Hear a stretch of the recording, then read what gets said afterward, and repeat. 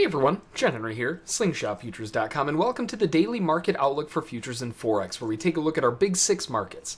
The main goal of the outlook is to create a plan for tomorrow so we can be as prepared as possible for tomorrow's price action. Now, right off the bat, before we start jumping in, we had a lot of volatility today, and a lot of that volatility came in from President-elect Trump hitting the microphone, causing the markets to be a little bit chaotic. Now, with this wide of a range, we look at tomorrow's news, and there really isn't anything until the afternoon. So that could give us a big heads up that even though we had a lot of movement today, tomorrow might be completely dead. There's nothing to keep the markets moving unless something happens. So just kind of keep that in the back of your mind. But going forward and looking at the futures, first we have the gold market with a big reversal off of the bottom. The sellers tried getting that nice continued drive to the downside, and then notice 11 o'clock is when the all of the speeches and everything started kicking off, and that's really where we saw some big ramping up. Just a monster move to the upside here on gold. They found a bunch of inventory and they sold off a little bit. Now, a lot of that could have just been from the buyers that bought in. They're taking profit, right? You go back up into an earlier area of range where the market got stuck before, and that creates a zone that the buyers are likely going to start taking profit, and that causes a little bit of a drop down. Now, this is also where it's looking pretty heavy at that point, but they're not even able to break down the initial move that rose it up in the first place. And the fact that when the sellers tried coming in again and then completely failed, that's a big clue that ramped the market back up once again. Now, this big move up, we're starting to see a little bit of a pullback. Now, this pullback is a bit, well, it's attempting to find a wedge bottom, but it couldn't even complete that wedge. So we are seeing that the buyers may still be holding a little bit of interest here. They're buying aggressively, so much so that it's not even able to come back to an area of interest. So in this type of situation, what I would really like to see is for early buyers, right? The buyers that are early to the party, get stuck into a trade, see it pull back a little bit, buy that dip, and then look for the run back up towards the highs. Now, obviously, I would really like to see them come back into that earlier range where we found inventory. We broke out of it. If they can come back between 89 to 87, that could be a beautiful area for the buyers to start scaling back in to drive the market up. But notice what's happening here, right? If we zoom in a little bit, we can see that the buyers aren't letting up. The sellers arguably just got trapped in. So there is a good reason for longer term buyers who are probably already scaling in. They'll look to buy lower, of course, but we may not come back, at least not for a while. Major upside objectives are going to be at 1196.4 to 98.5 with big sights on the 98.5. This buy move isn't really showing many signs of peaking aside from a twin reversal with a one candle distance gap. So overall, we still have some room to the upside to keep this going, especially if they miss this test of 89 at the very least. That's showing that the buyers are coming in pretty aggressively, and we may have a nice rise back up towards the highs here on gold. So looking to be a buyer on gold, preferably on a small pullback, but you might not have a choice. On crude oil, kind of the same thing. We had inventories today, so keep that in mind. And the inventory number did come out as a little bit of a surprise. API yesterday was forecasting a 1.5 million. Today was forecasting for the inventories a little over 1 million, so they were both in line. And then they actually came out at 4 million plus. So it kind of shook the cage a little bit. We had an initial big spike down that filled the gap and then ran right back up again for a massive reversal up. Now, that big reversal that we saw to the upside, we saw a lot of inventory being put in up here. Notice all of this failure. If we look in really close, we can see that the buyers slammed higher and then completely fell back in on themselves, giving us a clue that, buyers are probably taking some profit, but they broke back up again. Now, after they broke higher, they came back to the top edge of that, found support, and ran right back up towards the highs. A very aggressive bullish move.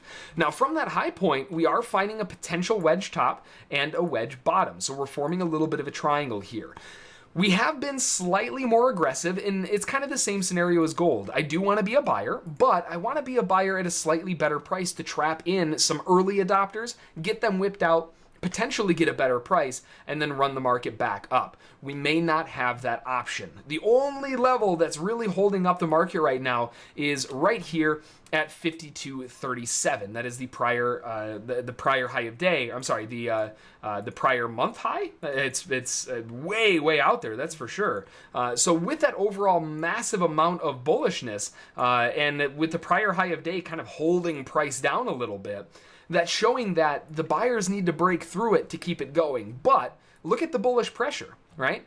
Bull, doji, closing right on its highs, bull, strong bull, another bull. We're getting a lot of bullish pressure here. So chances are buyers are going to be very amped up to be buying into this, but they're not going to want to buy way up here. They would rather buy a pullback and then get the run going back up towards the highs. The one level of concern that we have here is the fact that they failed up through the top and came back down. That means that short-term objectives are going to be at 52.62, but if we can break through that, we could easily be looking for another run into possibly the 53s a little bit further up. Now, looking at the Dow, very range bound, right? It doesn't take a rocket scientist to figure that one out. Just zoom out and we've got a pretty big range on our hands. Now, to start the morning off, there was some beautiful buying pressure on the way up, and then President-elect Trump hit the market, or hit the news lines, and the markets went a little bit crazy for a good amount of time. All that really managed to do is form a range, right? Zoom back out, and even though it's really wide, what did we have? We had a new high, into a new low, into a new high. They failed to get a new low, slammed higher, and then they made the new low, right? Now, one big clue that we have here is this miss of the bottom. Relatively innocuous, but the fact that it didn't break a new low shows that the buyers have a huge amount of strength. They allowed it to come all the way back down against them, and still managed to fend off the selling pressure, even if it was only by one tick. That means that a lot of buyers didn't get stopped out, and they may have even kind of had their ego stroked a little bit and got in with a larger size with this follow through to the upside.